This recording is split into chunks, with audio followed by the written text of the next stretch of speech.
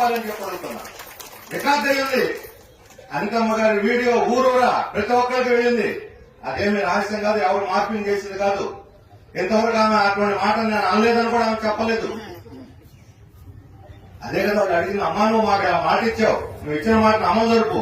అమలు జరిపిన తర్వాత రావా మా ఊరికి రా, నీ ఘనస్వాగతం చెబుతాం, కోన కొమ్మం పెడతాం, సన్మానం చేస్తామని చెప్పారు వాళ్ళు. వాళ్ళందరూ 80% ఆ ఊరోళ్ళందరూ ఆమెకే ఓటేశారు కూడా నమ్మిన వాళ్ళ గొంతుకొస్తే ఇప్పుడు వాళ్ళు ఆగ్రహం వస్తే ఎవరు తప్పది? మాట తప్పి ప్రజలకు ఎందుకు కూడా పెడుతున్నాడు ఆ తప్పు. మాటను అమలు జరపమని వాగిచ్చిన వాగ్దాన్ని అమలు జరపమన్నాడు ఆ తప్పు. ఈ రోజు కూటమిలో ఉన్నారు వీళ్ళంతా, బీజేపీ కూటమిలో, మోడీ గారి కూటమిలో. మొన్నే చంద్రబాబు నాయుడు గారు అయోధ్య కూడా వెళ్ళొచ్చారు బాల శ్రీరాముని చూసి రావడానికి.